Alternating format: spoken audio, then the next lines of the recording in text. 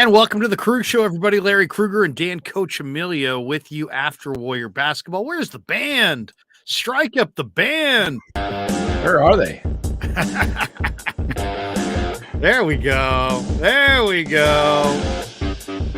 Warriors lose. Warriors lose. Oh, my God. The Warriors. I don't know what we're going to say about the Warriors tonight. The Warriors lose in Denver.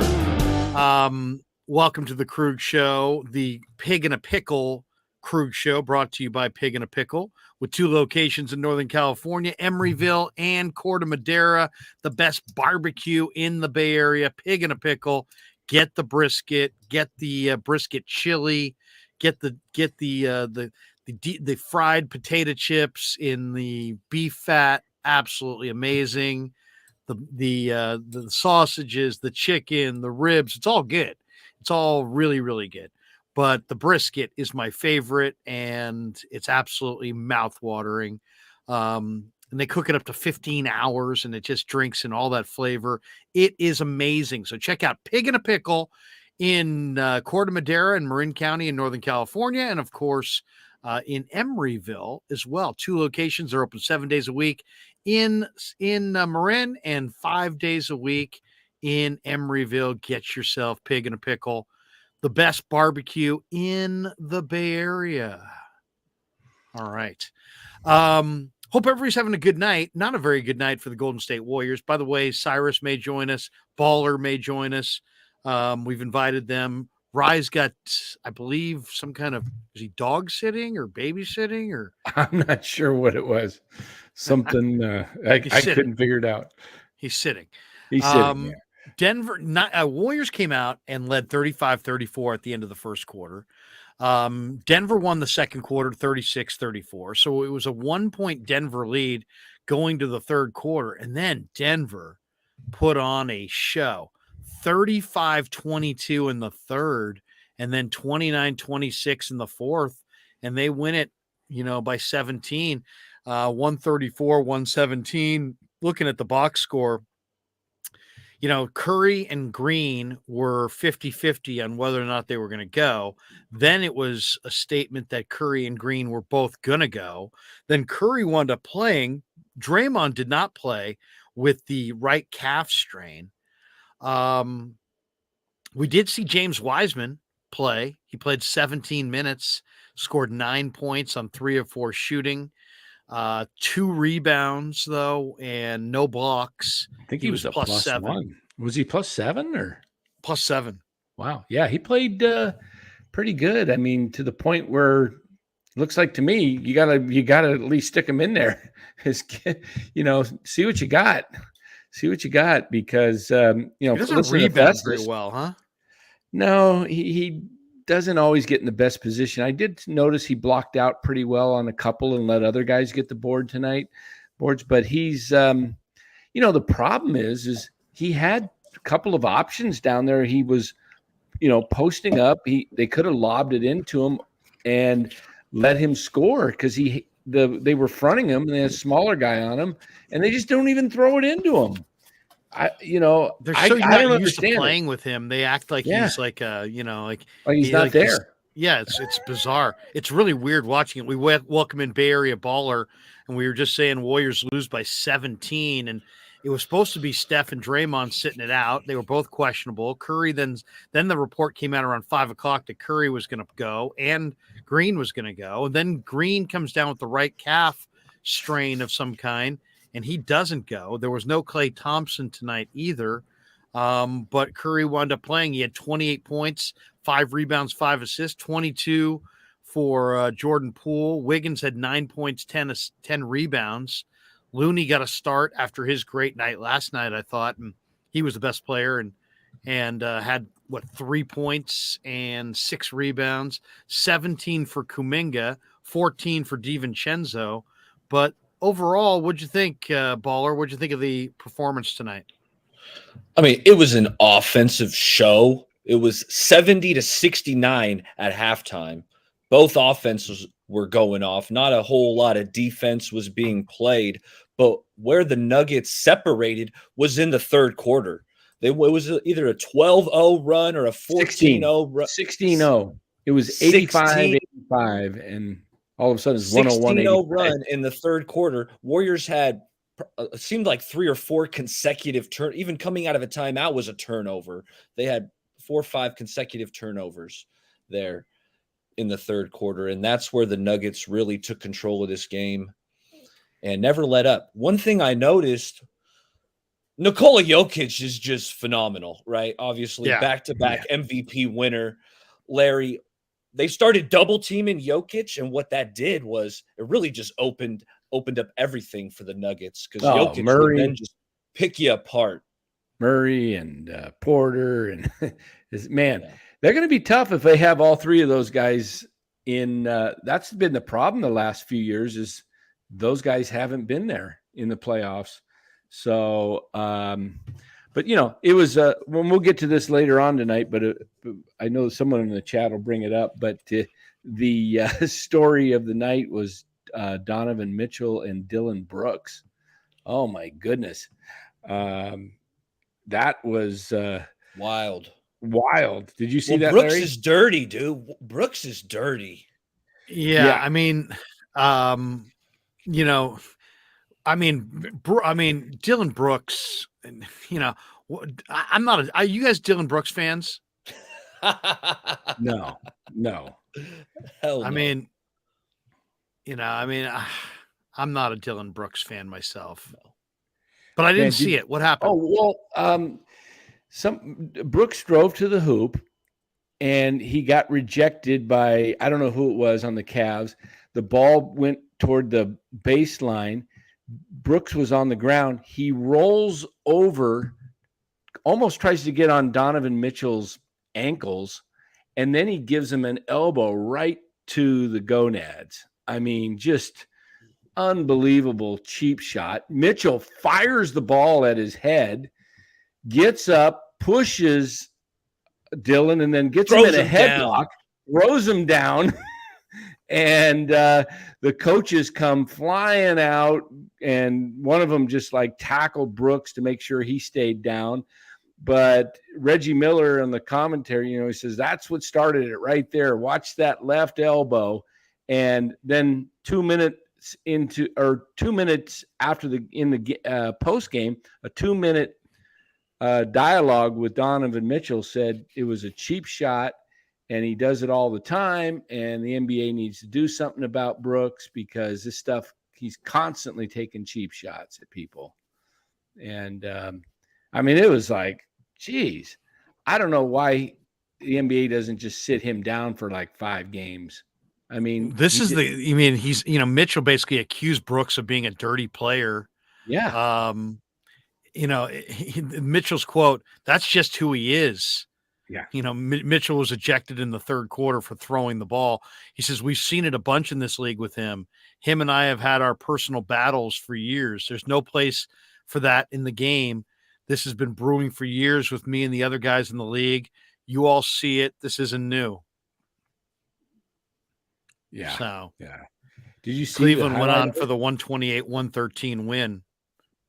Did you see? Yeah. Did you see the highlight of it, Larry? Yeah, I just saw the highlight. Yeah, it's like, that's just really. This reminds me of Grayson Allen at Duke. Might I remind you, this is the same guy who took out Gary Payton. Yep. Right. The Warriors just played Memphis, and Dylan Brooks, like even when he's not having these egregious acts on the floor, he's just so annoying to watch. The way he defends, he's grabbing onto you, he's tugging on you all game. Like that's just not the style of basketball that I like. I don't like his play. Did you see his flop when he was at Oregon? The one they were showing. If you look at it, he's just like falling back, like stepping, and then he takes fall. Didn't even get touched, and he just flies, and he's phony. He's a phony dude. He's a dirty player. He's got some tenacity, and but Mitchell says this is what he does because he can't guard you. What do you guys think we're going to see before the trade deadline? What do you want to see before the trade deadline when it comes to Golden State? Do you think the Warriors need to make a move, Baller? What do you think? I've heard people say that, it's not going to really change their fortunes. that dramatically to make a move. But I just see a team that looks, to me, it just seems like they've been stale all year.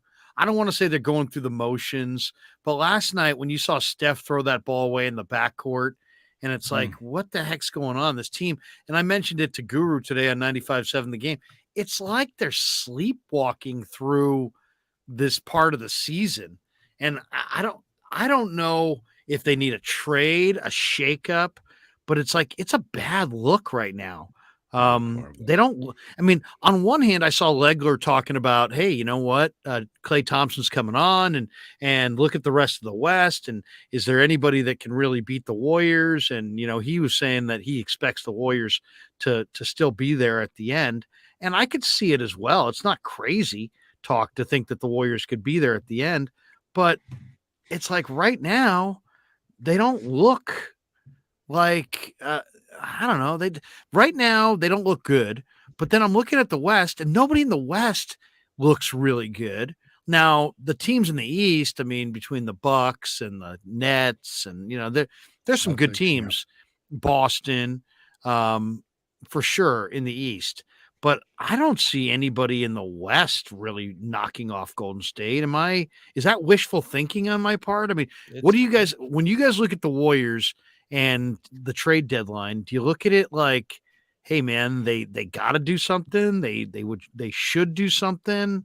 How do you guys see it? I don't think they'll do anything major. I think I'm hearing Tybal from the Sixers and that the Kings want him too. And we'll see. I think that could be a difference which team maybe ends up getting, because he's a strong defensive player. But I don't think they're going to make major changes. I really don't. I'd be shocked if they made a big deal. Do they need? I mean, I think they need a little bit of a shakeup. I think the shakeup. I'm I'm a big Wiseman guy. All right, when we drafted him, I was so high on Wiseman. Yeah. You guys know I got the jersey. I've been preaching patience, but I got to tell you something. If you can get an impact player for James Wiseman, I'm on board now. I know he came back tonight. Finally, we got to see him play. He did have his moments where, had a nice contest, ran the floor, caught a long pass and finished the and one. He had some moments tonight, but I'm also looking at it. I see Jordan Poole take a 3-point shot, and James Wiseman instinct is not to go and hit the boards. He's content with just getting boxed out. He doesn't rebound. Where my biggest frustration is, Larry, the shot's going up, right? I play a little bit of basketball, not at a high level, but I like playing with when the shot goes up, I want to go get the rebound. Wiseman doesn't have that instinct. He's content with just getting boxed out and going back in transition. So at this point, if you can get an impact player for Wiseman, maybe you got to throw in Moody. Maybe you got to. At this point, I'm ready. Just as long as it's not a rental. I don't want a rental guy that's going to be here for 2 months and then they got to. Well, yeah. I mean, you can't. I agree with Danny on that. It can't be a pending free agent. It can't be Kyle Kuzma. Like people are talking about, hey, make a big trade for Kuzma. Yeah, but Kuzma can walk at the end of the year, and he wants big buco bucks. So it's got to be somebody who's signed beyond this year. I agree with Dan on that. But I also think, and I said this at the beginning of the year to everybody, which was, I didn't think Golden State could win this year unless 2 of their 3 rookies, call them rookies, between Wiseman, Moody, and Kuminga. Those aren't even their rookies. They've got other rookies, actual rookies. Yeah. But I look at the young guys, the young core, the young lottery picks.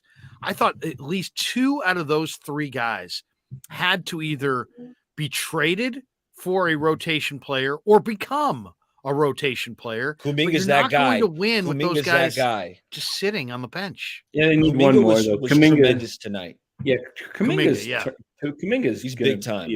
I love Jonathan Kuminga's game, and it's not like where he's even close, to his ceiling. He's going to grow where you're not sure if some of these guys, how much better they'll really get. Kuminga's ascending, and Trey Underwood says, "What game are you guys watching? Wiseman and Kuminga were the best players tonight."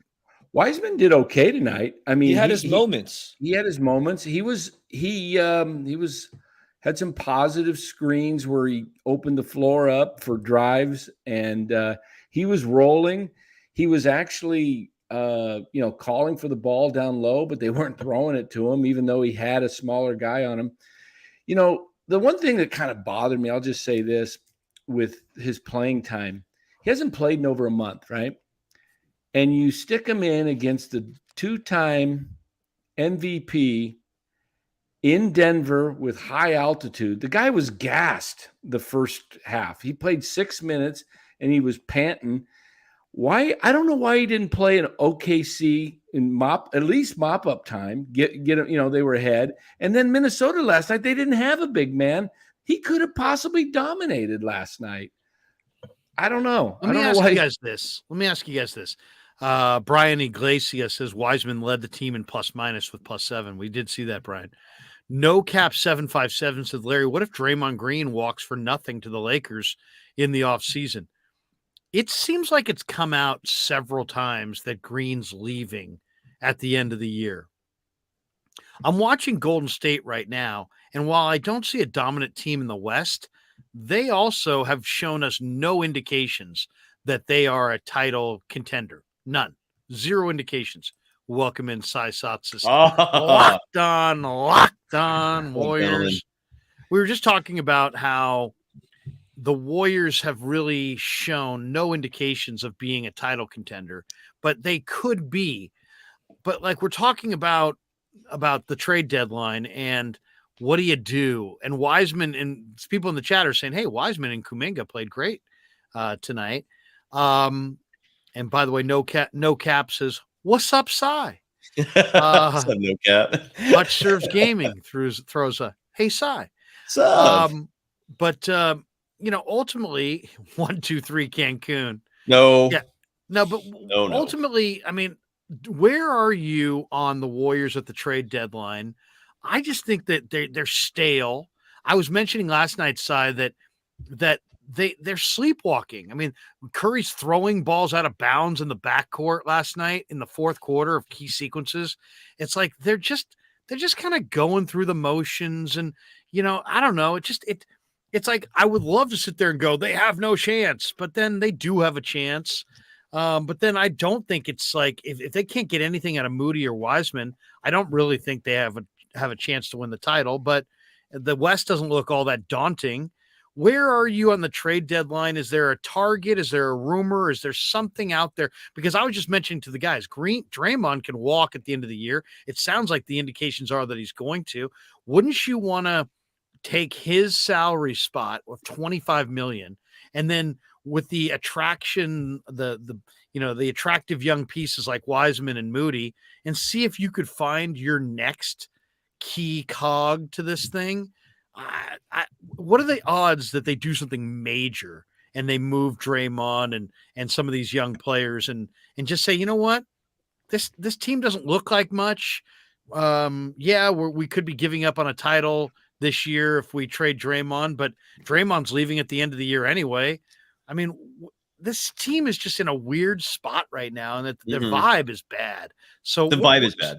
What would you say, Simon? Where what have you been saying on Locked On, and how is Myers attacking the deadline? Well, I mean, the more pressing issue is Barry Baller has a YouTube show. I haven't been invited on it yet. I'm trying to know what the hell is going on here. I mean, that's way more important than the Golden State Warriors. Who gives a shit about that? Why am I not on your show, Baller? Where's my invite, man? Hey, we're gonna make it happen. You need to be more than just Locked On. You got to, go ahead, Baller. Oh no, it's coming to my channel soon. Cyrus. I've been talking a lot of Niners, but we're gonna transition. We're gonna bring in some Warriors, and absolutely, we're going to get Cyrus on there. I'm teasing, man. No, but if you invite me, I'd be stoked. Look, here's what I brought up on Locked On Warriors tonight, for example. And I asked my guest, Sophia Jones, daughter of Mark Jones. She's incredibly talented. She will be a star someday. At what? In broadcasting. Okay. She is currently the point guard for the San Jose State Spartans. And she's injured this year, so she's now the color commentator. She's gonna be a star. But we were talking about this tonight, and the question I asked her, and the question I'll pose to you two, and it's rhetorical, is do you really think... And don't forget Danny. Three of us. What did I say? 2? I'm sorry. You said 2. Did I say 2? I And, apologize. I mean, you can disrespect Danny to only a certain level. Well, I would. Yeah, my bad. I don't He's know why in a you said that in 55 and over community, and he will be respected. All right. That's right. But and the Del Boca Vista of Arizona. Yeah, I'm gonna start getting on you, Cy. I know you're related to Ty. You and Ty, Jerome, Cy and Ty, you guys are together. He was up tonight, man. He was garbage. But no, the thing is, he was, man. I mean, there were a couple instances where Wiseman was wide open in the post, and Ty Jerome's just hucking up, horrible looking threes. I don't get the Ty Jerome thing, except if he was just on the bench, where at the end where he belongs, I'd be okay. But otherwise, I don't like it. Do you think Steve Kerr? Do you think Bob Myers? Do you think Stephen Curry? Do you think any of these guys are pressing a panic button themselves? No. And it's a rhetorical question. The answer is no. They don't care at all. This is a team that's totally going through the motions. It's why I'm not pressing a panic button either. But what happened tonight with Draymond Green's calf, that is serious. What happened exactly? Was that in the pregame? It happened right before the game started. And he was slotted into play. The only information we have so far is what was briefly shared with the media, which is that he experienced tightness. This is the exact same thing he went through last year that led him to miss 2.5 months with that back injury. Look, herniated discs don't heal themselves. So once you have that, either you have surgery, which Larry, as you know, especially, you don't do that unless it's like an absolute desperate situation. Or you live with it and you hope for the best. And Draymond's living with it. He tried to work, build all the muscles, these little muscles no one even knows about around the disc to build his core strength. But if that calf thing is because of his back again, the last time that happened, he could barely walk. Like the calf atrophied on him. Like he had no strength in that leg. And if that happens again, this season's over. I mean, they're not winning title without him, clearly, obviously. So that's a concern, man. I hope that's nothing major. But regardless, yeah, I mean, look, I don't want to trade Draymond Green, but if he's going to walk this year, you're going to let him go for nothing? So he's opting in. I think he's opting into this contract. What is it? It's over 20 mil, right? I don't think anyone's going to think he's going to make more. Yes. The Lakers will give him a 4-year deal. He wants a 4-year deal. He expressed that publicly. I would say the Lakers will offer it to him. The Trailblazers will offer it to him. There's a bunch of teams that are just that piece away. Like I could see the Bucks even forking up some cash for him. The Pistons, his hometown team. There's a lot of teams that would love Draymond Green and would give him like a 4-year, $100 million, 4-year, 80 even. I'd say give it to him because I don't think he lasts. Wow. I don't think he's got more than after this year. I would say he's got 2 years max of product. High productivity in him. The last 2 years would be tank. Yeah, so Draymond Green swears. Like he was on Stephen A. Smith's podcast last week, and it was very forthright. I love his self-awareness. He made it very clear he does not want to play to the point where his age is showing, he's regressing, and all the shit he's talked his entire career will be coming back at him, right? He doesn't want to put himself in that position. I mean, who knows? That's what he said. But dude, there are so many suckers out there. There's so much incompetency at the executive levels of NBA teams. Of course, someone's going to be stupid enough to give them that money. But the Warriors won't probably unless that CBA is revised so that draft picks are no longer a luxury tax penalty for teams. Right, and that's a possibility. That's a very strong possibility because the Oklahoma City Thunder, for example, are the perfect example of a small market team who could in no way, shape, or form could afford to give 3 or 4 of their players these max extensions. And that's coming up soon. Unless they're not penalized because it's their draft pick. So if that happens, Draymond's staying with the Warriors. I could see them giving him whatever he wants. But if not, I would explore that. I mean, I hate to think this way because, but the way the Warriors have kind of played in the regular season the last couple of years and learned to pace themselves for the playoffs. I mean, with Draymond going down with a calf injury, I mean, it could almost be like I'm going to little load management for a couple of weeks to have fresh legs for the last push of the season into the playoffs. I mean, last year they had Clay, Steph, and Draymond, their big three going into the playoffs, super fresh legs. And that's the key to winning. It's like 2 seasons. I mean, if you look at the playoffs, you got to win 16 games to win the title. So you could actually go as many as 28 games, 4 7-game series. So you're looking at a minimum of 20 to 25 games season that you're going all out. And I wouldn't put it past the Warriors to figure a way to get these guys load management, get into the play, go in fresh, because you have an advantage if you go in fresh. Because everybody else is playing for the 82. They're playing for the seed because they say, got to get home court, got to be at 1 or 2 or 3 or 4, and they're pushing hard. And then those 4 teams, they don't look that great. What do you think of this trade idea? Sorry to interrupt you, Danny. Jermichael Green, Moses Moody, and a 2025 second-round pick to the Sixers for Montrezl Harrell and I'm going to Matisse step out Thybulle. for just a sec, too. Getting a smoke? Wait. You getting a smoke on? My daughter's calling me. I got to talk to her. Oh, okay. Priorities. Well, Okay. in that case. What is the trade proposal again? I'm sorry. It was Jermichael Green, Moses Moody, and a 2025 second to the Sixers for Montrezl Harrell and Matisse Thybulle. Yeah, of course you would do that. But isn't Thybulle like kind of up for? Isn't he up for? Is he a free agent after this year? He's a free agent. I mean, do you even have to guard Matisse Harrell's Thybulle? got 2 years. No, you don't. He can't shoot. He really can't shoot. But I mean, the one thing about Thybulle, I'm saying no. He's a defender. I want to keep Moses Moody. Moses Moody might be the best player in that deal. It's true. I'm not doing that. I mean, how long are you? Here's the thing: if Kerr's never going to play Moody, there's no point in keeping him. You know what I'm saying? Like Kerr is what he's doing to Moody is a travesty almost. I do not like what's going on there. It all comes down to what Kerr feels, how Kerr feels about Moody. Like if Kerr thinks eventually Moody's going to be a huge part of this team, I agree with you, Baller. I don't think they should trade him, but the way he's getting this horrible DNP treatment night after night, I would not be opposed to it. I'm not a proponent of it, but I would not be opposed to it, Larry. I don't know. Is there any chance that Golden State could do something major and we just aren't really talking about it? I don't think so. Major meaning Wiseman or Draymond or anything that's just big. Truly big, earth-shattering. No, Wiseman, yes. So there might be a fire in your house. I see smoke. Yeah, I'm worried. Yeah. I'm worried about a fire in your house. The fireplace is on. It's the fireplace. Okay. Everything's fine. All right. It's just look. Why do you think Wiseman would be a big trade? Is that something?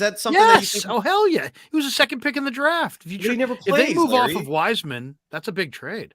Yeah, but he never plays. Like I don't know. I mean that's why they ought to trade him. I mean, exactly. In reality, I still think that the most likely trade is Wiseman to Chicago for Caruso. I think that's the one that's most plausible just because salaries match. Steve Kerr literally was caught mouthing to Caruso like, we'd love to have you. And, he's a perfect fit. That's what I think. Wow. I think that's the most plausible trade, but who knows, man? I think it's what's a plausible trade? Is Wiseman for Caruso? Yeah, and maybe like throwing a pick. Who's throwing in a pick? What about Hopefully Pirtle? Them. What about Pirtle? Well, all the reports are that the Spurs aren't interested in anything the Warriors are offering. The Spurs reportedly want 2 first-round picks for Pirtle. That's crazy. It's madness. Yeah, I don't. And plus, does Pirtle really? I mean, does he really excite you? No, I can't stand watching Pirtle. I think he'd help. The guy's he's ugly floater game. He's blocking over a shot a game. He's got some touchdown low. I would want to bring Pirtle in, but it sounds like I'm not giving up 2 first-round picks for him. I'm not opposed to it, but it sounds like the Spurs aren't biting. So, are you hearing any major trades around the NBA? Because there's all kinds of speculation out there right now. Nothing. That's all it is. You don't believe anything major is getting done. Yeah, you know how this goes, man. Like people are thirsting for the clicks. Well, last year there were 16 trades at the deadline on deadline day. 16. Yeah, I don't know what's going to happen, but it's kind of. But what I am saying is that whatever you see for these reports right now, that's just mostly trying to get it. Or it's like a reporter covering their ass in the sense that they did speak to an executive, whether that executive is like an assistant GM or just a scout, whatever this executive is. They were shooting the shit, and the executive's like, yeah, I can see that happening. Then the reporter can literally write that down and say, a source told me, an NBA executive said they could see Caruso go to the Warriors for Wiseman. It could be something as ridiculous as that, or it's a reach. I don't know. The thing is, the Bulls, you got to look at the teams, right? The Raptors seem to be like the team most likely to sell. What's that one player?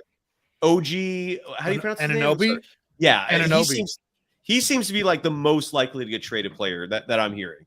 They're saying maybe Phoenix wants him, right? And well, they could trade Jay Crowder for him. So I could see that happening. I mean, Jay Crowder is still out there. Let me ask you this. Is there a team that you're worried about making it that you're concerned is going to make a trade and become the title favorite? Grizzlies. Really? Because the Grizzlies have assets. They've been rumored to be involved in a lot of these trades. Even though they're struggling lately, they're going to turn it back around. They're still second place in the West, and they really. First of all, no one's talking about the fact that the Steven Adams injury directly correlates with the Memphis Grizzlies' struggles. It's crazy how much they rely on Steven Adams. It's why they gave him that contract. He's a good player.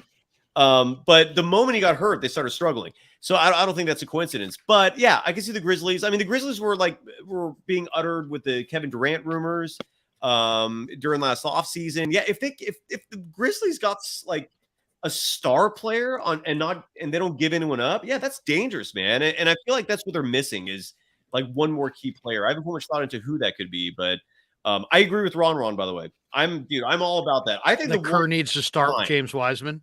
Yeah, I think the Warriors with their personnel are fine. It's just Kerr. Kerr's the problem, man. Kerr, like let me ask you this, for example. So this is a topic I've been bringing up a lot. I brought it up on the show tonight. The Golden State Warriors in all 4 championship years, not to mention pretty much every year under Steve Kerr, since he became the head coach, have dominated third quarter point differential, right? That's always been like my biggest sticking point for making the argument of Kerr being a brilliant coach, defending him, is that you see the evidence in halftime adjustments, right? Like they come out in the third quarter, they play like gangbusters. They usually blow leads open or they come back and take leads. We have not seen that this year. This year, with their third quarter point differential, they're in the negative. I think it's like negative 0.1. They're 15th in the NBA, right in the middle. It sure was negative tonight. It was. They were outscored 35-22. There was a 16-0 run in the third quarter by the Nuggets. And so that was one of many questions I asked Sophia, because again, she plays D1 college basketball. I love picking her brain. She talks hoops with her dad all the time. And I asked her, I'm like, do you think the third quarter regression this year has any relation to Mike Brown and then before Mike Brown, Alvin Gentry bailing? And she was like, yes, absolutely. Like there's a very strong possibility they were like making all the adjustments and Kerr was just literally just kind of overseeing everything. This season is an indictment on Kerr, man. Like if this season just goes down in flames in the postseason, that's entirely on Kerr because he's showing this year that he cannot develop young players. He's shown this year that he's incredibly rigid. He's either going to come out this year looking like a genius with the 5th title in 9 years, or he's going to look like a flawed head coach who won mostly because of incredible assistance and having Stephen Curry and players like him. Phil Jackson had to go through a second run with Kobe and Shaq and then Kobe to really cement himself as like an all-time great coach, right? Steve Kerr's done all this with Steph. So this is why I've always been skeptical. Is like, he's a great coach. I'm not calling for his head, but before you hype him up and call him infallible, like what's he done when he doesn't have one of the all-time greats on his team, in addition to Draymond, Clay, and all these guys. And so this year's an indictment on him, man. We're going to see what happens, but he's failing this year. What's the biggest change you would make, Cy? Play the youngsters for starters, have better rotations, integrate your veterans with your youngsters. So whatever mistakes they make, at least they have vets out there to pick up the slack. We see, like, for example, most of the season, the Warriors starting 5 still leads the NBA by a mile in terms of point differential, right? The original starting 5 before Kerr went to the small ball unit. This was like Kevon Looney, Draymond, Wiggins, Clay, and Steph. The most dominant starting 5 or any 5-person group in the NBA. But the problem with that unit is that you left your bench bare. You left your bench with Jordan Poole, with the 3 lottery picks, and that was not working. Everything started changing for the bench this year when Kerr started playing Draymond with that second unit by taking him out 2-3 minutes earlier in the first quarter and then bringing him back in with the second unit. It bolstered the bench, and it showed that if you integrate the veterans with these guys, the damage is not so bad. I would have started Wiseman. I would have started Wiseman with the other 4, or even add Clay to the bench, right? Because Jordan Poole is showing he's much better as a starter. I would have gone Steph, Poole, Wiggins, Draymond, and Wiseman. You have Wiseman learn and grow with the veterans. Even if there's growing pains, go through that early in the season. Grow from that.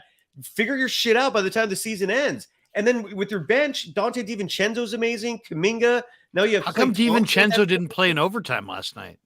What's that? Who?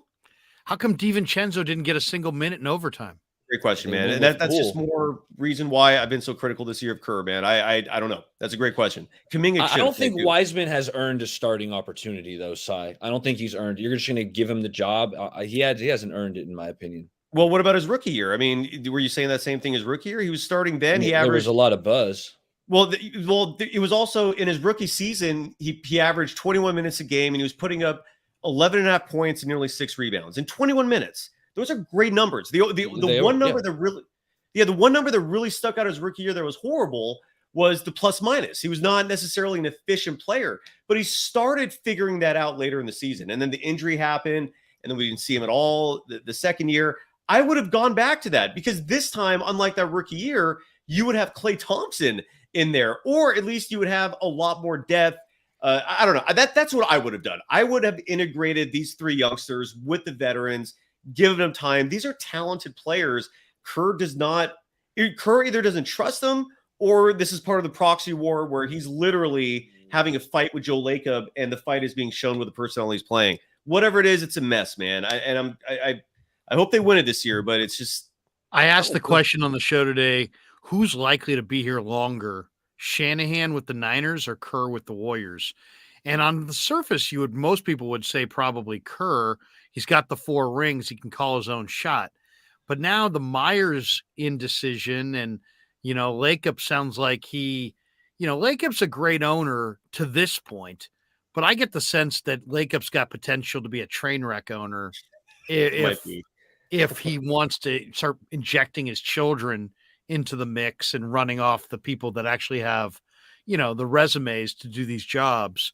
I would normally say Kerr, but I actually think Jed York and John Lynch and I think Kyle Shanahan's going nowhere, and Jed has tried other coaches and it's failed miserably. I think Kyle's got almost, as long a tenure as he wants, and I could see him being here for another decade. I think Kerr looks like he may want one more title. Does he have 9? And if he gets one more, he ties Phil, something like that? No, if he gets one more title, doesn't he? 2 to tie He has Phil? 9. He has 9 as a player and coach, but Phil's got 11. Phil has 11. Yeah. Yeah. So maybe he wants 10 and nice round numbers and get out. Maybe he wants 11, but I don't think Kerr. I mean, I also could see Kerr doing other major things where Shanahan's a football coach and is only a football coach. I could see Kerr as like a, political candidate. He could be anything. I mean, he could be a ambassador to a foreign country. I mean, he's got a lot of different things that could happen with him. And it seems like now I always think of Steve as a guy who has incredible skills and could do other things. When I've asked him about it, he's always like, I'm just a basketball coach and I like being a basketball coach. Who would you say is more likely to be in their position longer? With Kerr just being an older guy, I feel like he might be tied to these guys, to Steph Curry, to Klay Thompson. Like after Steph retires, whenever that is, hopefully it's, 4 or 5 years from now. Kerr might leave shortly after that. I could see that happening. Sticking around doesn't necessarily mean, like SF Giants Mania says, Larry Kerr, are you serious? He's won 4. No, it's not about getting fired. He's not going to get fired. I'm just saying, who do you think both of them, I think, can write their own ticket.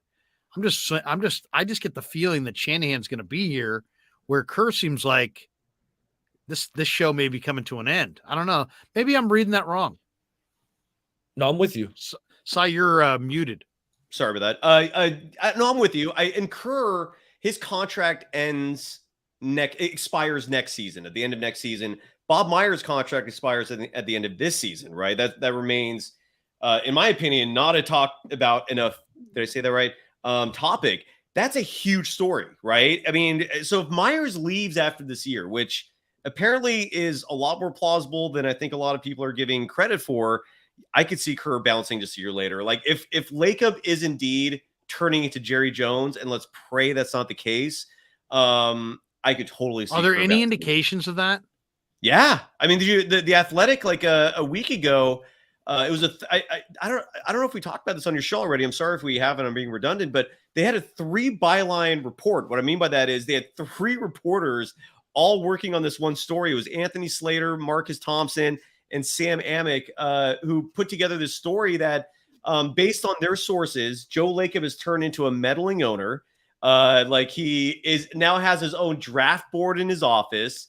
He's doing extensive research on personnel.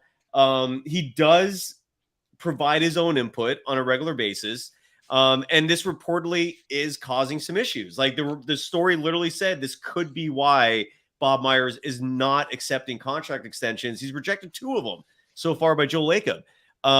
So yeah, there's a lot of credence to this. That story was damning. It was crazy. So and Kirk Lacob, we've heard about him a lot, right? I mean, the one good thing about Kirk Lacob, thank goodness, is that he does know basketball. Like he was almost, I think, a walk-on at Stanford. Like he made it to the final cut. And even though he didn't play on Stanford, just the fact that you came that close to playing for a D1 team, at least you know basketball. You know how to play. That's encouraging. But I'm not a fan of nepotism. I don't know about you two.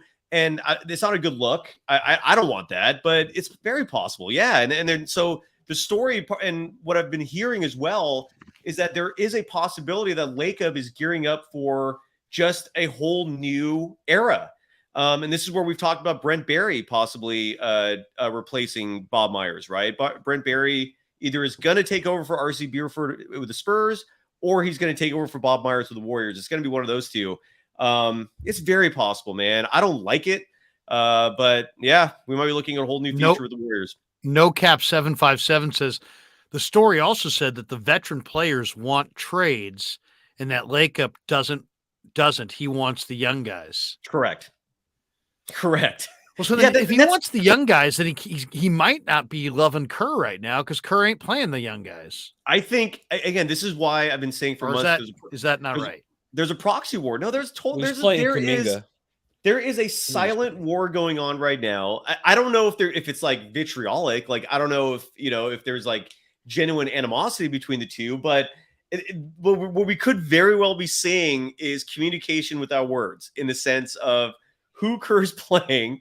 Like the fact that the 2-way guys are getting way more minutes than the lottery picks. No, it's very possible. I'm confident that Kerr has vocally said to upper level management, I would like veterans. Like, I don't doubt that. But this roster was constructed with these 3 young lottery picks in mind to play. And the fact that Kerr is not playing them, it's clearly obvious. And then this story just confirmed what has been a suspicion. I've been wondering for months what the hell is going on this year. And now we know. So it's like how this gets resolved. That's the mystery. We'll see what happens. Yeah, Bye, Baller. This is nice talking to you, man. This is wild. Hey, Kuminga, how did Kuminga get left off of the rookie sophomore game? Dude, I mean, that is an open floor dunk fest. He is maybe one of the most exciting open floor dunk fest players in the entire league. There's the Spurs power forward, Jeremy Sochan, is on this team, but Kuminga's not. I mean, dude, the fact that Kuminga's not already been in the dunk contest is criminal. That too. I said that exact same thing. Sorry, Baller, go ahead. I've been hogging the mic, man. No. I mean, that's ridiculous. I mean, Kuminga's been sensational. He's been playing terrific the last few weeks. Tonight, he was really good. And I want to touch on plus minus. I know Chat was talking about plus minus. It can be misleading to me at times. I mean, look at Jonathan Kuminga. He played great tonight. He was a negative 23. And Wiseman, he played solid. He had impact on a game, had a nice pass, the hockey assist, as they call it. But I mean, come on. Kuminga's been spectacular. He absolutely needed to be on that rookie sophomore game.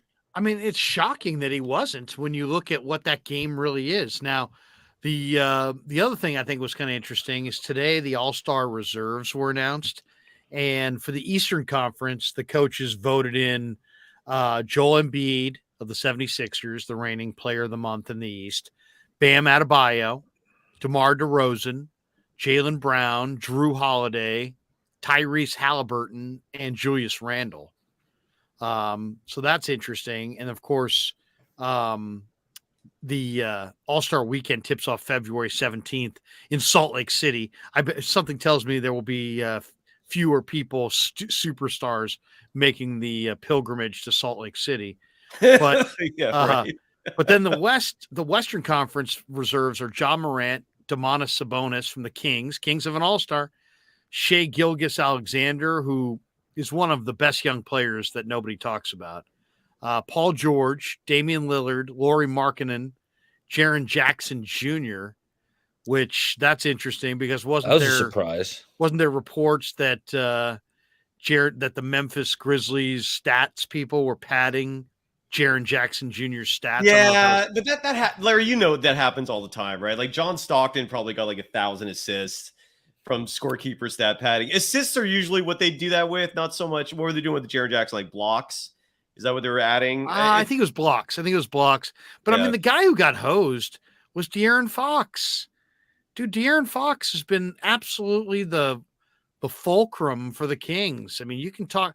I also thought Anthony Edwards. I mean, Anthony Edwards is not an all-star, and De'Aaron Fox is not an all-star. I mean, I don't know. It's easy to say who guys that aren't on that should be on. It's hard to say guys that are on that shouldn't be. So who would you kick off? I've heard the snubs in the East. People are saying, Jalen Brunson from the Knicks and the Hawks, Trae Young and Darius Garland, who's had a great year, and James Harden and Jimmy Butler. They all missed out. I don't think any of those guys really have a case. And Anthony Davis, I don't know. Anthony Davis, I would say no. But De'Aaron Fox, De'Aaron Fox has had the ball in his hand since opening night, and he's like a bowling ball rolling downhill. I just think that he's had an incredible first half. But you think the Kings should have gotten 2 All-Stars? Like in this case, yeah. I think Sabonis and Fox were both All-Stars. I don't know.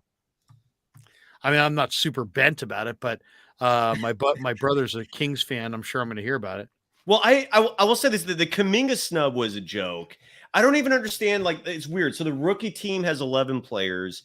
The sophomore team, which Kuminga should have been on, only has 10. Like, I don't know why they couldn't make that 11. Unless the 11 for the rookies was some sort of voting snafu. So that part, I agree, man. Kuminga got snubbed. Like, the Pelicans got 2 players. I thought Kuminga deserved it over Trey Murphy III. Yeah, there were a few on there that I thought he got burnt. But the All-Star snubs, Trey Young. The problem with Trey Young is the Hawks are average. They stink. They stink. I mean, they're an average team. I saw this stat like today or yesterday where like they were even in every category, like wins, losses, points scored, points given up. It was just insane. They're just an average team, and average is not all-star. So Trey Young, whatever. James Harden, I thought was a bit of a snub. This Philadelphia 76ers are really good. Like, they're really good. So I thought that was a legitimate snub. I don't know, but and then Devin Booker, if he wasn't hurt, would have been a huge snub. Yeah, I don't know. I'm looking at the sophomores right now, this sophomore team. I mean, a lot of them are valid, but you're putting Quentin Grimes in there over Jonathan Kuminga. Bones Highland, he wasn't in action tonight. No Bones Highland. Who's getting traded, by the way? Sorry to interrupt, but really? Yeah, well, he supposedly he's arguing with the coaching staff about minutes, and he's got a huge ego. And I love Bones Highland. I loved him at VCU. I think isn't his name like Nashon Highland? They call him Bones. Oh, Bones, his actual first name. I don't know. That's a good question. I don't know. I haven't done my. I only know him as Bones. But that's scary because you brought that question up a while ago, and I just thought of it now. Sorry about that. Yeah, Bones Highland is a young point guard that I think quite a few teams are going to take interest in, and the Nuggets could get a solid player back. Dude, I don't know what the Warriors are doing. If the Nuggets make a trade like that, I do think the Warriors should make a move, or just Kerr, get your head out of your ass and start developing these youngsters so they can actually play for you in the postseason. Here's another weird thing this year that I'd love for you to give your insights on, because it's driving me insane, but I've talked about it so much people are sick of it, which is that the effect of Kerr giving all these minutes to the two-way guys, right? And to put it in perspective, Anthony Lamb didn't play tonight because I think he only has 8 eligible games left this season. Ty Jerome played way too much. He played 24 minutes. But for the year, like Ty Jerome, for example, I think is averaging 17.6 minutes per game. I think Lamb is close to 20. Like, and I've asked a lot of quote unquote experts this. I've asked former players, people who really know this game. What kind of effect psychologically is that going to have on this team when these two guys that play a lot of minutes for your team that the other veterans apparently like are just poof, gone? That's what's going to happen. Like, it's just gone. So when the playoffs start, I'm not I think Lamb Lamb guy. I know you're not, Larry. I am. I'm the high guy on Anthony Lamb. I think he just makes winning basketball plays. He's not Draymond Green, but he's in the right spot at the right time. He can pass. He can play some defense. The shot seems like it's kind of been in a slump the last week or so. He's been going over, I think, from what I remember. But I still like Anthony Lamb, and I actually think, he's going to end up taking up this last roster spot. They might, unless there's a buyout. If there's a buyout guy, obviously that's better than go after him. But if the buyout market is thin and they don't have the opportunity to sign the 1 or 2 studs that usually, or the 1 or 2 impact players that typically become available, I think Anthony Lamb can easily take that last spot on the roster. But again, and the premise is Lacob is willing to spend the money, right? Lacob's the one that's going to make this final call. So Lacob is going to have to spend $4 or $5 million, right? Because whatever like that guaranteed money is prorated, you're going to multiply that times like 8, right? That's approximately what the tax is, right? Yeah. That's what the level is that the Warriors are in. That's how deep in it they are. So you're basically like, this is why I'm not counting on Lamb being offered the guarantee deal, because if he was going to get offered the guarantee deal, Kerr would not be holding him out of games to manage those 50, right? He wouldn't have to worry about that. And 2, Lacob would have to. Kerr and Lacob are in this war. They're in a war, and it's a silent war. And Lacob would literally be like folding if he offered the money to Lamb. And not to mention did not fill that 15 spot for a reason. It has nothing to do with flexibility. It has everything to do with didn't want to spend the money. He's very much a businessman, and that's where I don't think Lamb is going to be offered that guarantee deal. I could be wrong, and I'm not saying they shouldn't. Somebody in the chat, by the way, wrote, wasn't Anthony Lamb in trouble at one point? Yes, he was involved in a lawsuit where he allegedly raped someone, and that should not be like forgotten or discarded. That is a very real lawsuit. What's the status of that suit? Well, the suit right now is currently there's multiple defendants suing the university. Like, Lamb is not being sued right now. At some point, he still might get in trouble for this, but multiple female former athletes at the University of Vermont are suing the University of Vermont for covering up numerous cases of sexual assault and rape and other egregious acts to protect their male athletes who the university considers revenue generators for the school. And Anthony Lamb was one of those individuals. Like, the university has like posters of him up still at the school. His 4 years there, I don't know much about, how successful he was, but he was the best player on that team. He's playing for the Warriors now, so he's obviously a huge source of pride for him. But when you read the lawsuit, man, there's just a lot of specifics that are very ugly. That, like, some of the specifics are just, you can't make that stuff up. It's him and his ex-girlfriend. He clearly did it. I don't know. I read it, and it soured me a lot on him after that, because it's probably not made up. We don't know for sure, but it's plausible, and it's kind of gnarly. I don't know. One of the biggest stories this week that I'm surprised how little people are talking about it is LeBron James is approaching the NBA all-time scoring record. And, if you look at the box score from tonight, he had 26, 7, and 7 assists.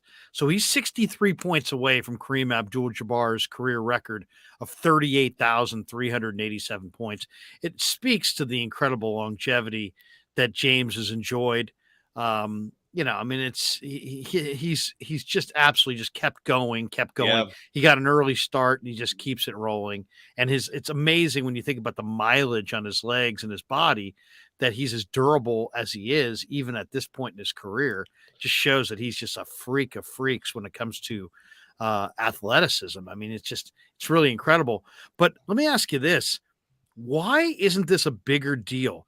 To me, it seemed like when Steph was approaching when Steph was approaching the 3-point record, that got more attention than LeBron approaching the all-time points total, which is a far more significant record. So why is it? And LeBron is everybody's favorite. Seems like. I mean, do you guys? I mean, is there any reason at all why? I mean, am I wrong in saying that it seems like not as big I've been hearing about a deal as Steph's pursuit? No, I've been hearing quite a bit about it. I mean, I can tell you just off the top of my head, he's 63 points away is what I heard last. So I'm hearing it being talked about in the media. The last Lakers game I watched within the last couple nights had a ticker at the bottom. They're counting down LeBron's points. So it's being talked about. But I do want to talk about LeBron in the sense that, I was a bit too young. Like I remember MJ as a wizard.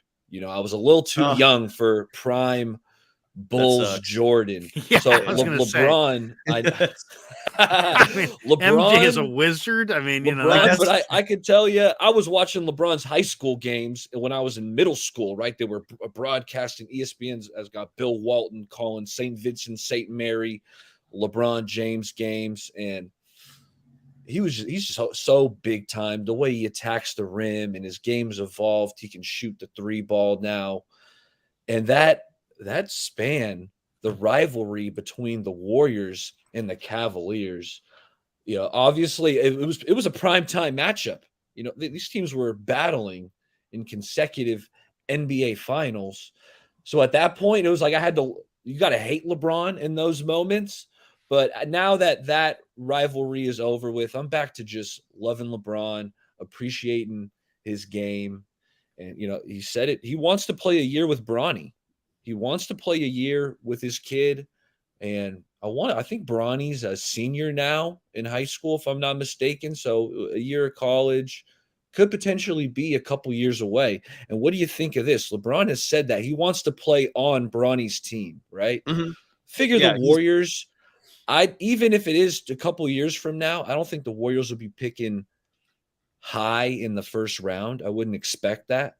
So what do you think about at the end of the first round, you select Bronny, knowing that also means you get a year of LeBron coming over?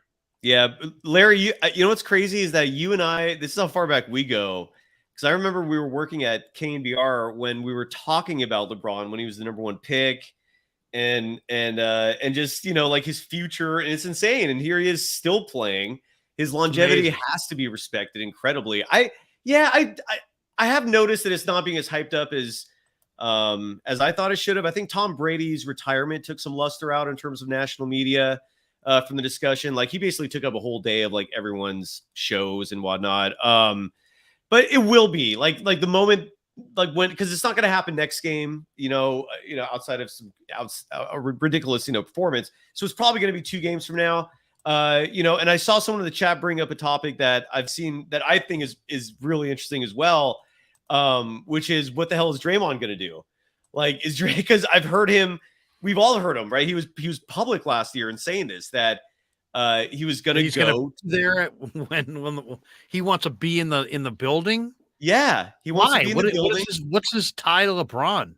Because they're buddies, and Draymond. He wants to be LeBron's friend so bad, like it's cringy. Draymond wants to be LeBron's best friend, and to me, it's cringy. Draymond is like his fan. It is cringy. It's really weird. So the Lakers, I was trying to look like, so Lakers play the Pelicans Saturday, and it's not going to happen there. I mean, outside of a miracle. So it's likely going to be home Tuesday, February 7th against the Thunder. And the Warriors don't play that night. So I guess, he could go. I don't know. Do you think he's going to go? I don't know. What do you think? He's injured, he'll go. That's hard to say. I'll say this, I don't know what's going to happen at the trade deadline. One of the things that I think is kind of interesting is I read this today that the Bulls are at least thinking about making Zach LaVine available, and that the Lakers, the Heat, the Knicks, Dallas, have all been mentioned as teams that have a strong desire to trade for LaVine. The Blazers like LaVine. He just signed a 5-year, $215 million contract with the Bulls, and he's averaging 23, almost 5 boards and 4 assists. He was an all-star the last couple of years. I mean, are the Bulls going to move Zach LaVine? Man, I like LaVine, but hey, I listened to your boy Larry Steinmetz talk about LaVine, and he was talking down on him in a sense that a lot of these points, it's hollow. Like, he's not a winning basketball player. Because you watch LaVine, if you watch his highlights, he looks spectacular, right? He looks like a perennial all-star. But if you watch him within the flow of the game, it leaves a little bit to be desired. So, I don't know what you got to give up. LaVine, of course, you gauge the market. You're interested. But I don't think I'm giving up what the Bulls would be asking for LaVine. From Golden State, you're talking about. Yeah. The move that I think makes a lot of sense, and I don't know if this is selling short on Wiseman, but I just think this makes a lot of sense. When I look at there's two teams that I think make a lot of sense for James Wiseman. One is the Houston Rockets, and I just think that Alperen Sengun, would be the kind of player that would really be a nice. That's a Warriors guy. That's a Warriors guy. A big for the Warriors who could pass it. He's got Well, you wanted him, Larry, in the draft. I remember. I know. I loved him in the draft, and then also the other team that I think is kind of interesting is Detroit. I mean, I would take Nerlens Noel and Sadiq Bey for Wiseman, and that I believe that trade works. I think you could make that happen, and I'd even throw in Moody to make that happen. I like Sadiq Bey. To me, if the Warriors had one more defensive big like a Noel, and they had another wing who was who could really score and be a big time player, and not just like, hey, he's got a nice future. This guy's doing it right now. I mean, Moody's like, hey, maybe in the future, but Bey could contribute and be in a rotation player immediately. I like that trade better than the Sixers trade. I like Sadiq Bey, physical wings. When it comes playoff time, you need those physical wings that they can rotate, right? We know the Warriors play this switching style of defense. So yeah, I'm in favor of that trade over the Philly Matisse Thybulle. The one thing about Thybulle is that nobody, the Thybulle doesn't, you don't want to have too many guys on the floor that you don't have to guard. That's my problem. I hate offensive players where you don't got to guard them. You can sag off them and you're double teaming easier. No, not a fan of it. Well, that's why you shouldn't give up, the house for him. I mean, I wouldn't give up Moody for him. The more I think about it, I don't like that deal. I mean, I like Thybulle as a defender. He's really a smothering defender, but and he would immediately give them their defense some teeth.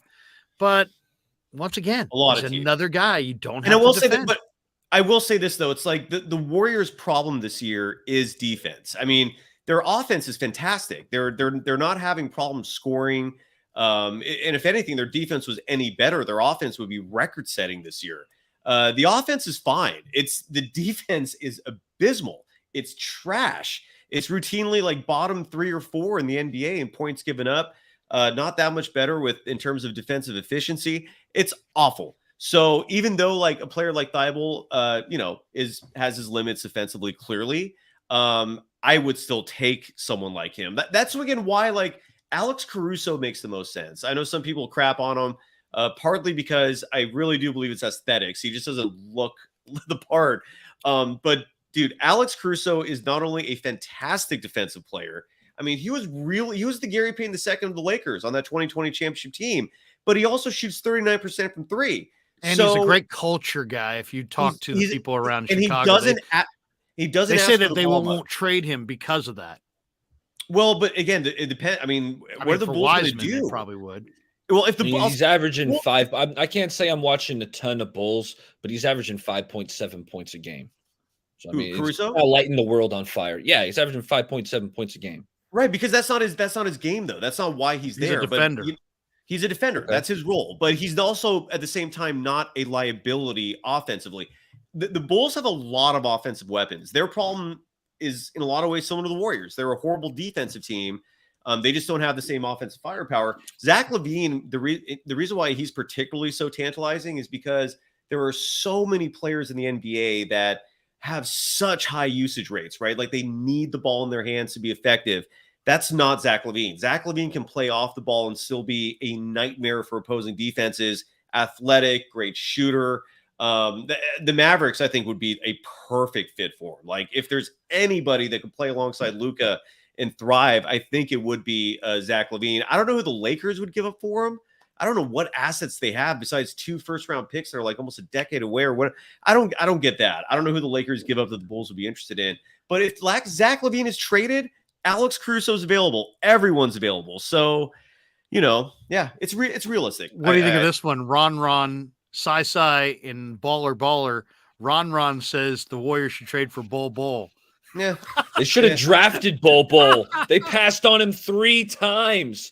Bol was such a tantalizing prospect coming out of modern day. I wanted him in the first round, let alone the Warriors passed on him twice in the second round. My mind was blown. I was tweeting Reggie. He was a scout for the Warriors. Reggie Lankin, I want to say. I was tweeting the scout during the draft. I'm saying, go get Bol. The guy didn't listen. Seriously, Bol is fun to watch. Orlando seems like it could be a good fit for Golden State. I mean, I always liked Mo Bamba, but I don't know that what he looks like at this point, or if they would want to trade for him. James Cho just says Bay Area Baller and Cy just subbed to your channels. Thanks. There James. you go. Really, we should tell everybody if you're in the chat, subscribe to Cy, subscribe to Baller, be locked on Warriors. And Baller's, doing a lot of stuff on his channel, Niners and Warriors. I don't know if this is true, but Rebel to Sound says Kerr has always been high on Nerlens Noel. Is that true?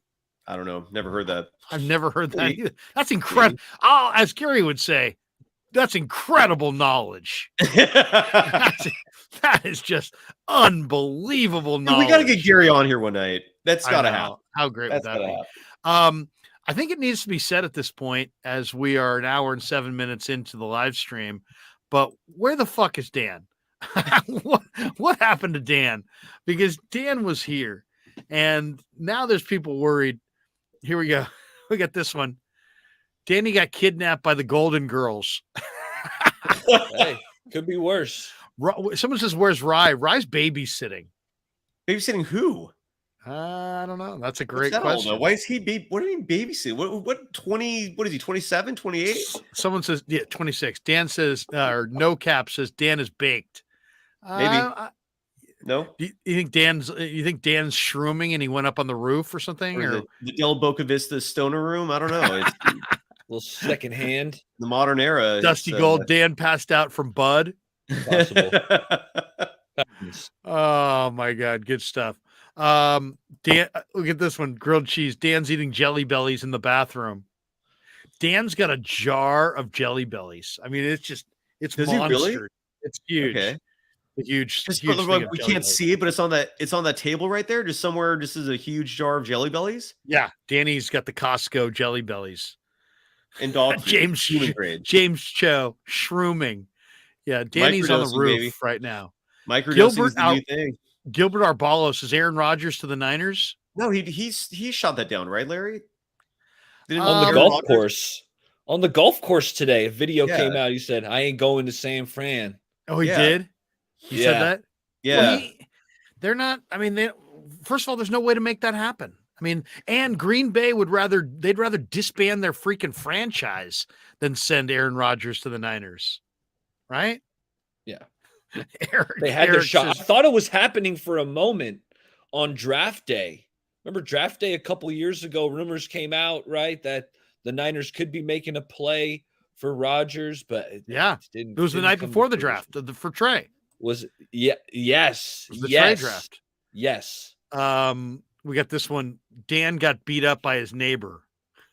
I don't think so. With the dog, the neighbor with the dog. There's that feud. There's a feud. We never saw Danny after that feud. Bomber T, Dan is probably cooking some Italian sausage. What about this one? Derek Carr to the Niners. You like that? No. Derek Carr and Jimmy Garoppolo, I got them in the same tier of quarterback. No, I'm rolling with Trey Lance, Brock Purdy. When he's ready, we'll have to gauge how Trey Lance is playing. If Lance is playing good ball, then maybe you got to make a decision, right? Now, if any Lance possibility is struggling, then it's easy to insert Purdy. Is there any possibility Tom Brady comes out of retirement? Like, I fell in love with the idea of Brady just playing one more year and going out in glory. Well, there's Danny. There he is. Yeah, Dan's back. Everything okay, Dan? Yeah, everything's good. All right. You didn't. It wasn't. It wasn't a case of the Thursdays. Yeah, no crisis. No, just. Did you guys ever see Office Space? Sounds like somebody's got a case of the Mondays. Oh, it's a cool classic. One of the best movies. Baller, have you seen it? No. Oh, dude, you got to rent Office Space. It is crazy, Larry. Like, he lives in an apartment complex. It's called Morningwood Apartments. Hey, welcome back, Dan. Hi, Dan. No, that's a sign. There was a lot of theories as to what happened to you. I mean, you got to go back. You got to go back in the chat. I mean, there's people thought that maybe you gagged on a complete.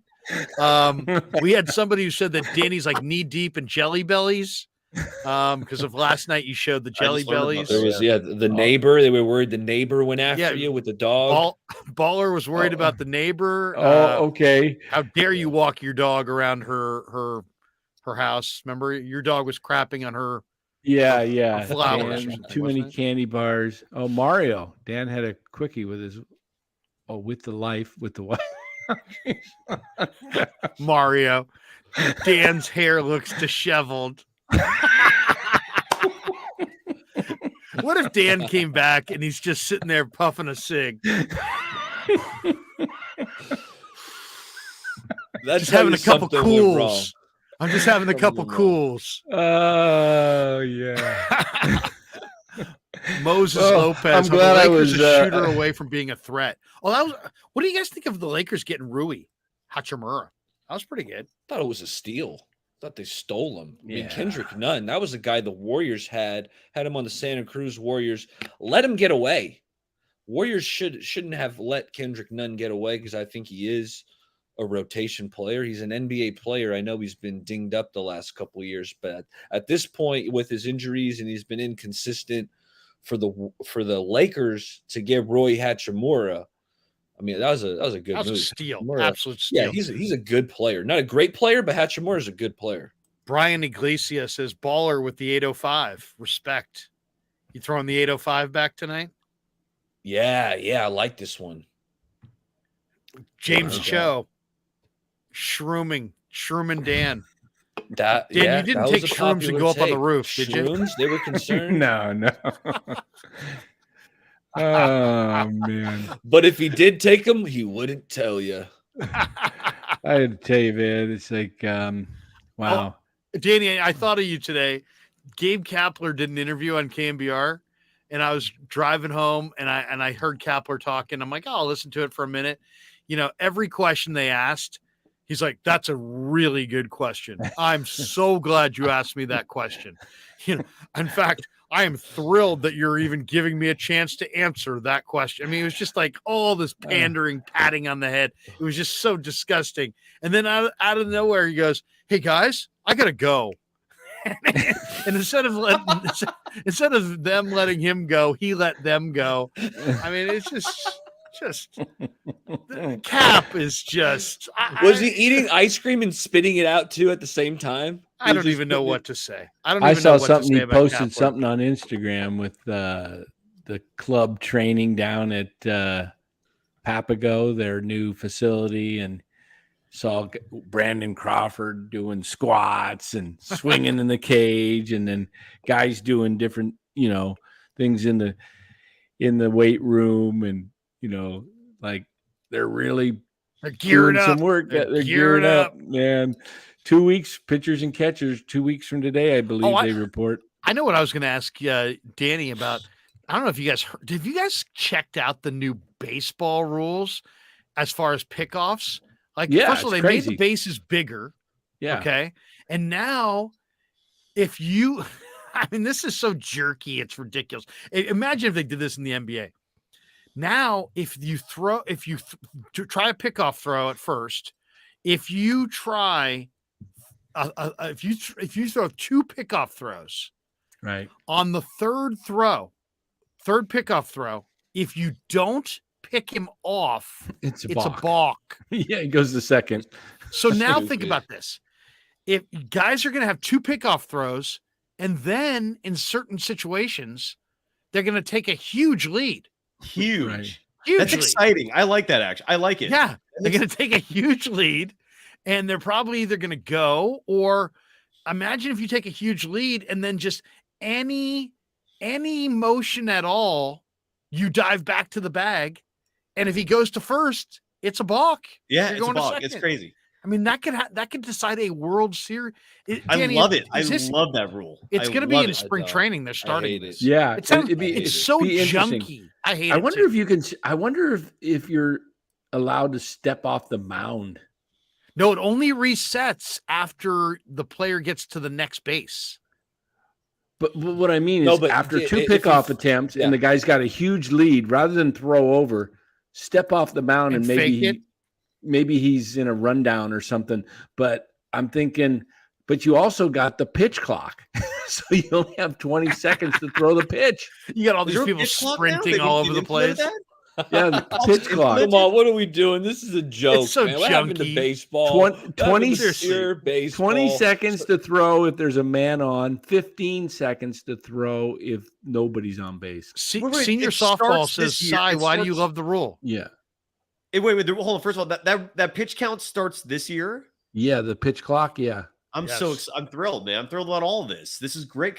Why? Because baseball is a boring ass sport that I watch to want to take a nap. It needs change, man. I mean, I know you guys love it, but most people, there's a reason why the numbers are falling, dude. I cannot keep up with this shit unless. But is this going to make the numbers better? Is somebody who doesn't like baseball? What was the average time for a game last year?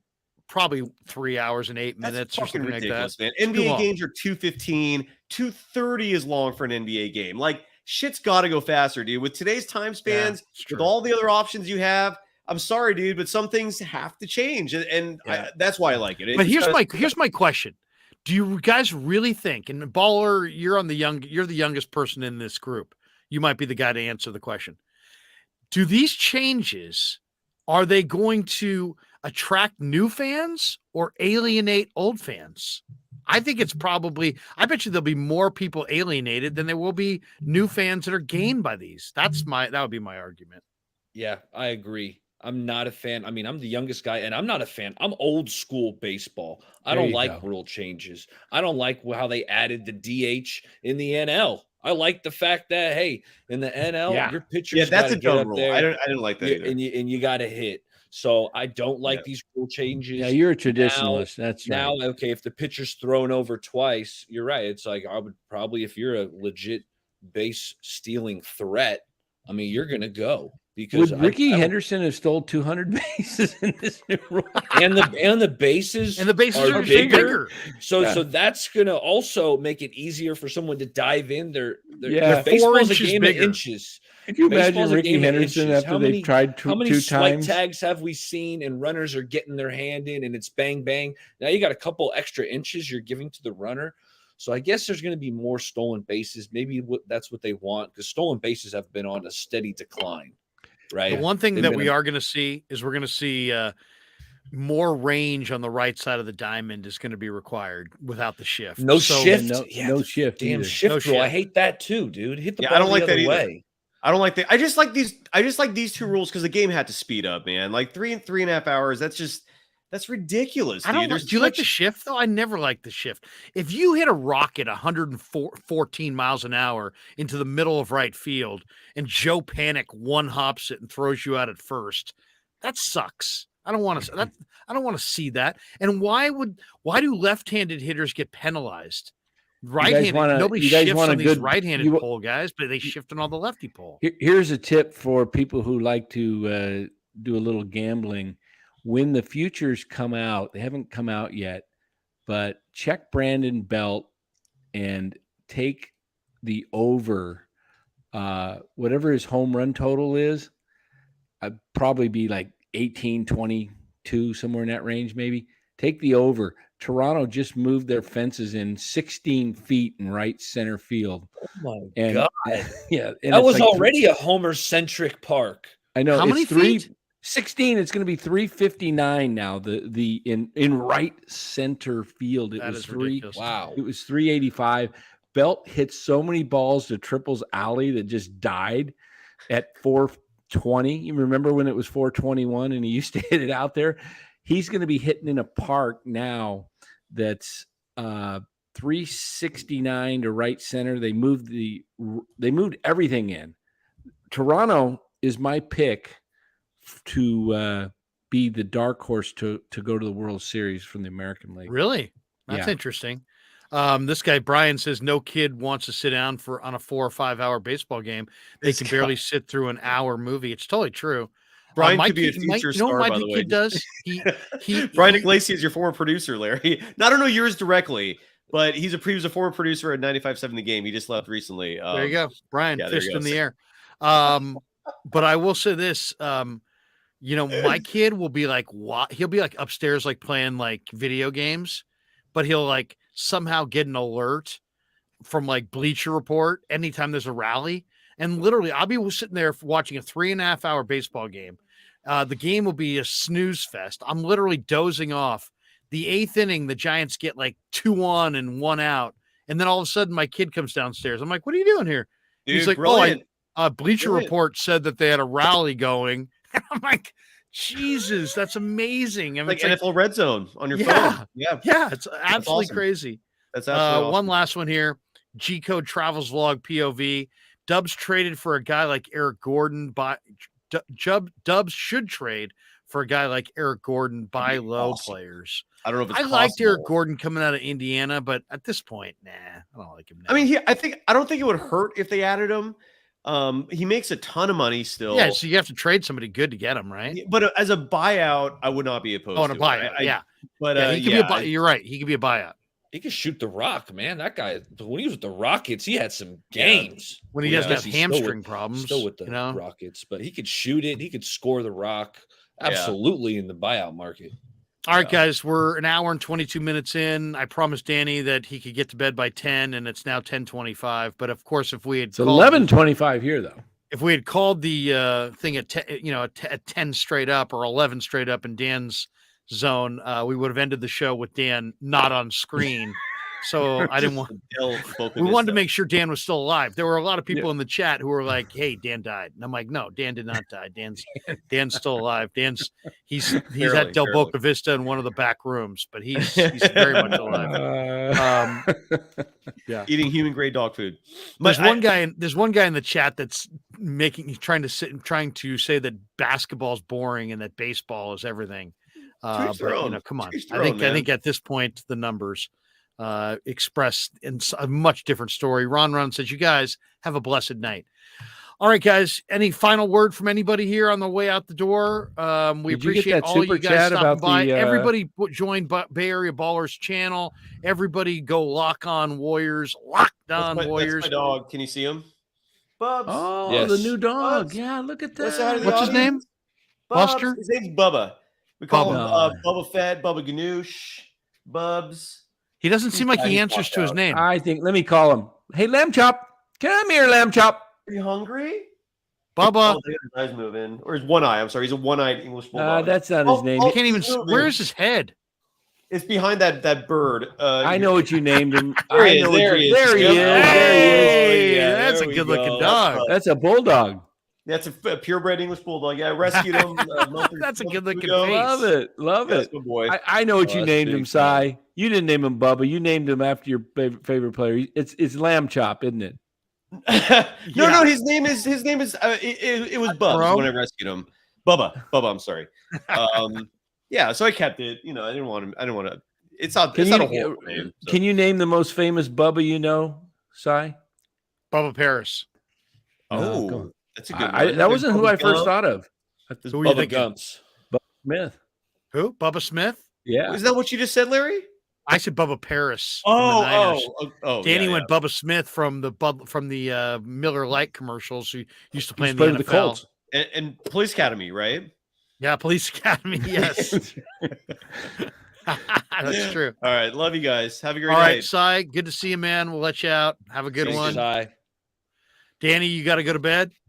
Getting there, yeah. It's 11:30 almost here. Yeah. I'll let you out before I play the ads. Okay. Have a great night, Danny. All right, baller. Good seeing you, man. What do you got going on your channel later this week? Tough loss, obviously. 49ers had to play the NFC Championship game, half the game without a quarterback. So now it's off-season mode. So I'll be talking some Niners off-season. I'm going to be mixing in some Warriors here soon. One thing I will tell you, Larry, in the fourth quarter, because you might have missed it. I know you were doing a bunch of shows today. Yeah. But Steph Curry got dinged up. I think it was only like a shin contusion. Doesn't seem nothing major. But the way it happened, Steph Curry was shooting a three, and he's getting the habit of swaying his foot out like at a bad angle, like an unnatural angle. Right. And who was it? Was it Najee? Zeke Najee crashed into his leg, and luckily it doesn't seem like it's too serious, but he did get nicked up doing that. I'm gonna say, hey, Steph, we need you out there. It's not worth it. Don't sway your foot out in unnatural motions trying to draw, because obviously he's trying to draw contact, to get to the free throw line and whatnot. But luckily it doesn't seem too serious. But I'll say, Steph Curry, take care of yourself. They go Saturday against the Mavericks. I'll tell you one guy that also kind of interests me as far as trades, and I don't know if they could make it happen. I like Hardaway's kid. I think Hardaway's kid would make a tremendous Warrior. Hell yeah. That guy shoots the hell out of the ball. Yeah. But he's on the Mavericks. Why the hell would they get rid of him? Well, I heard rumors that they're willing to trade everybody that's not, obviously Luka for a star. I mean, I don't know. I mean, it would have to be a major trade because he makes pretty good cash. I don't see that happening. Yeah, I don't see it happening either. But I do like Tim Hardaway Jr.'s game. Yeah, he's a good player. Yeah, all right, baller. Have a good night, man. Thanks, crew. Talk to you later. The great Bay Area baller. Check out his channel.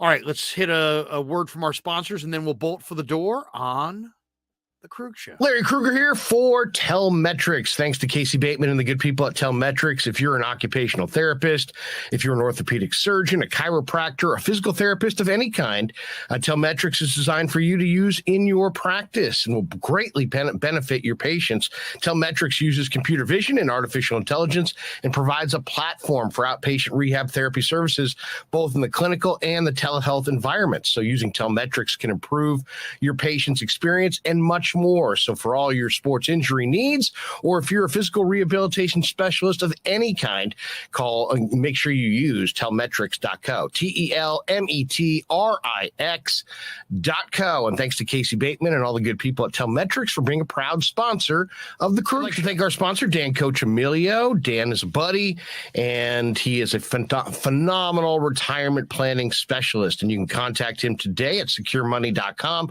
or at his number 925-628-9966. There's a lot of uncertainty in our world right now, and you want to make sure that your money is secure. That is the key. Danny's got 25 years of experience, born and raised right here in the Bay Area, and he can help you get an immediate 10% premium bonus on your principal retirement account. So give him a call, 925-628-9966. He'll make an appointment with you, and you can sit down. It's not a one-size-fits-all kind of a deal. He'll consult with you and come up with a strategy to get you going to where you want to be. Once again, 925-628-9966, securemoney.com on the web.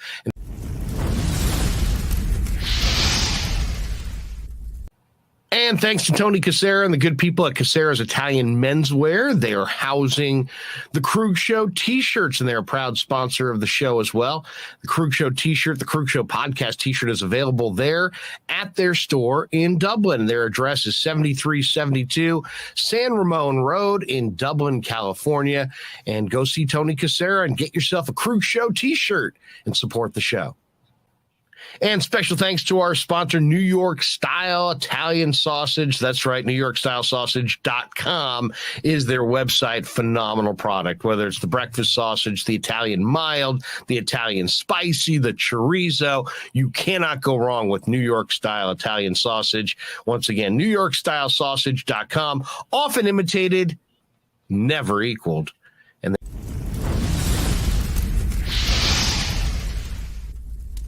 We grew up with a Sunday dinner. That means no matter how busy you were, no matter where the hell you were, you came to dinner on a Sunday night. Yeah, Sunday dinner without sausage, it's like a church without God. You know, how can you go to church if you don't believe in God? You know, and along with the sausage also became the discussions. That was discussion night. You know, it wasn't a typical family that you sit there and you're quiet, you know, and you don't talk with a mouthful. Oh no, man. Italians talk when they're eating. Italians even talk when they're sleeping. And definitely we talk with our hands. So if we can't express it through our mouth, through our lips, we express it with our hands. So, and that's what sausage is, really. It's an expression, you know, that life is good. So New York Style Sausage was started over 70 years ago. We are the largest producer of fresh Italian sausage on the West Coast. What makes our sausage in New York style is really the recipe came from back east, from New York, you know, from Connecticut. If you look at all of our labels, there's maximum 4 or 5 ingredients, which we're really proud of. There's no preservatives, no MSG, fresh in, fresh out. The pork comes in fresh, goes out fresh. There's never any freezing throughout the process. We've always used fine quality cuts. We're never gonna deter from that. It's one of the reasons why our sausage is so good. I guarantee you put our sausage up against anybody else's from a flavor standpoint, no one will beat it, hands down. Hey, do yourself a favor and do me a favor. Go buy a package of the New York style Italian sausage. Guaranteed you will love it. Guaranteed.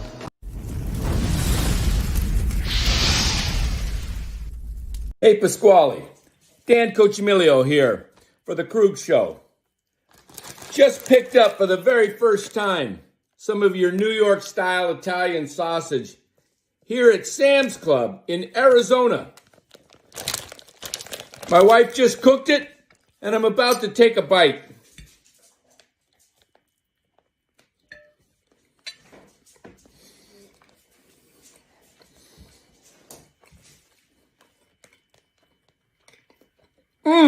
Man, this is good. Pasquale, when you winked and said you guaranteed we love it, you're right.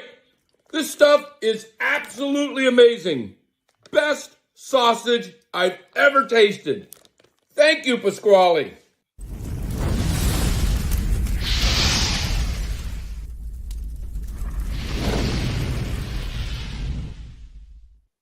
All right, coming down the home stretch on the Krug Show on a Thursday night. What a day today. Was on 95.7 The Game this afternoon from noon to 3 with Guru. Then I did a live stream this afternoon on the Niners with the great Vish Kumaran. Check that out on YouTube. Then I did a live stream at 7 o'clock with Jesse Naylor, who I just met today, and I really enjoyed that. And then, of course, tonight, talking a little Warrior Hoops and having some fun with Danny. Rye was babysitting tonight, so he couldn't join us. But thanks to Danny, thanks to Baller, thanks to Cy, thanks to our sponsors. And we have a new sponsor. Our title sponsor of the show is now Pig in a Pickle. Check them out online at piginapickle.com. Piginapickle.com. And they got 2 locations. They're in Corte Madera and Marin County here in Northern California at 341 Corte Madera Town Center, right there in Marin County in the mall, outside mall in Corte Madera. Great location. And then they are in the public marketplace in Emeryville. And they're open in Emeryville Wednesday through Sunday. They're open 7 days a week in Corte Madera. And if you haven't been to Pig and a Pickle, you need to go, man. I mean, absolutely amazing food. I mean, you're absolutely going to love Pig and a Pickle. Really cool location, but the food is what you go there for. And it is absolutely spectacular. I mean, it really is. I love the brisket. They have ribs. They have chicken. Really good ribs, really good barbecue chicken, but the brisket's amazing. They've got house-made sausages. They make everything from scratch daily. That's right. Nothing's frozen. They're not pulling anything out of a freezer. They make everything from scratch every single day. Excuse me. But absolutely amazing place. And if you go, say hi to Damon, say hi to Mary, ask for the brisket, tell them that Krug sent you.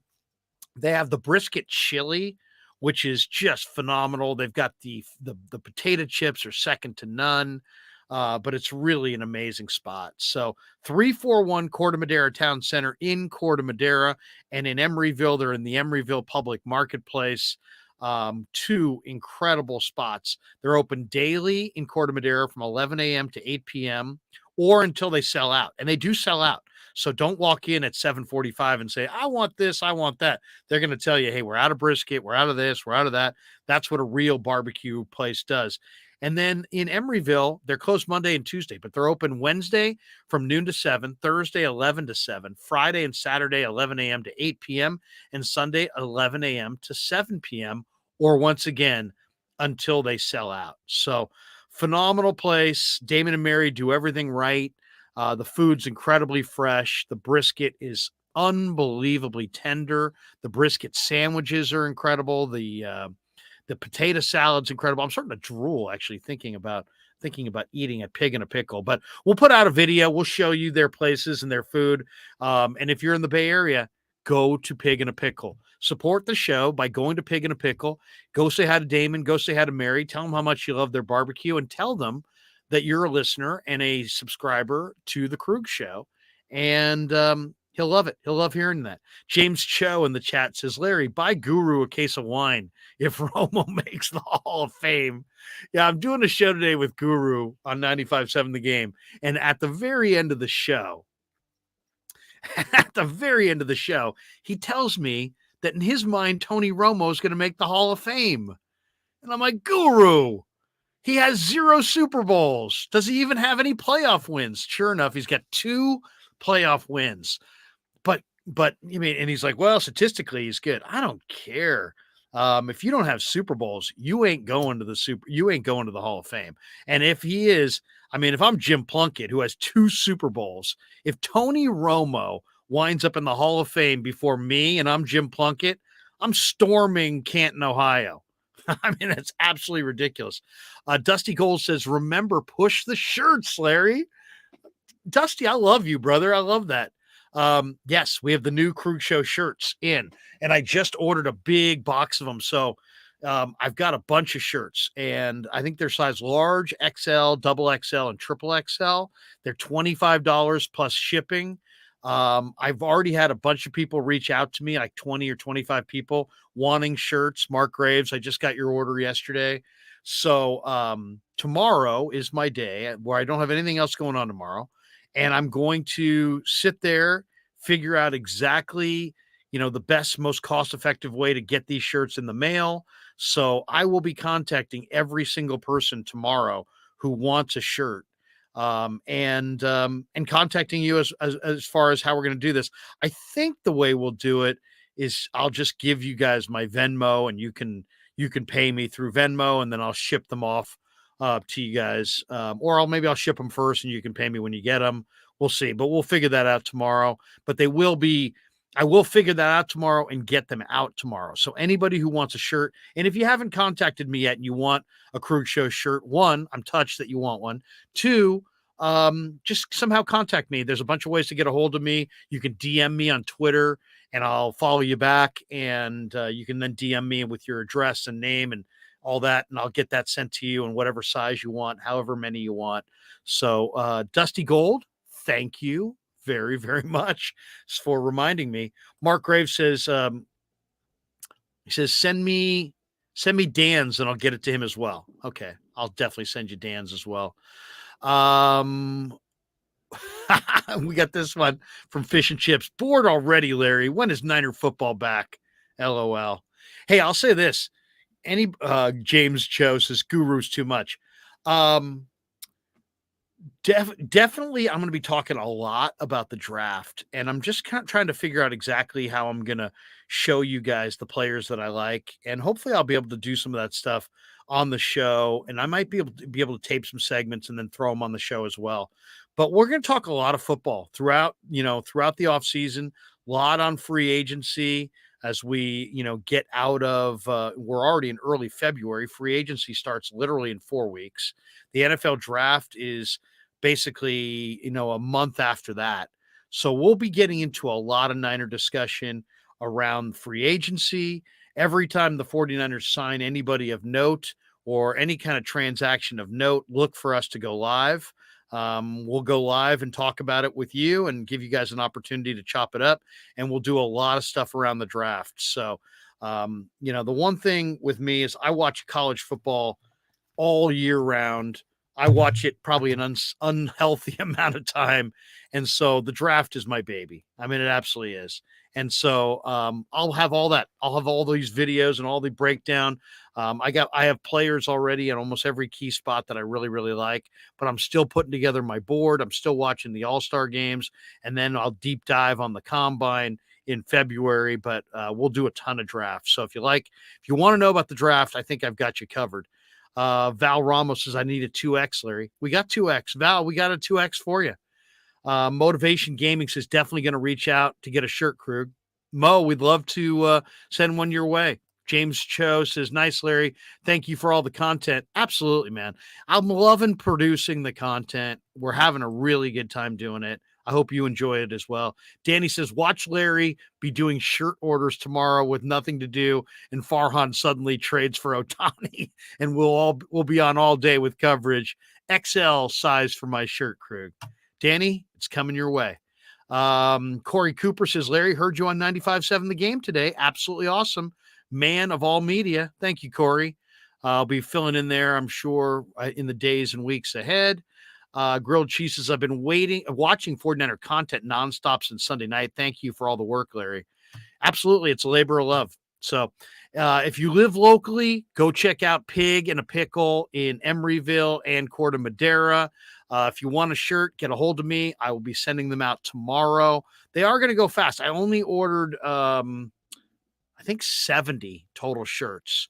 So there is a limited supply. I will be able to order another round if we run out. So if you're not one of the first 70 and we run out of shirts, that's okay. We'll order some more and we'll get them sent out. But it's a good looking shirt. It's a great way to support the show. So hope everybody has a phenomenal night. Pig and a Pickle. Check it out. Thanks to Damon and Mary. Thanks to all of you. Thanks to Baller. Thanks to Rye. Thanks to Danny. And we are out. Yeah, never met a man I've been scared of. Careful, you won't get exactly what you asked for. Here for whatever you bring me, getting handled. I answer to no one. I don't need to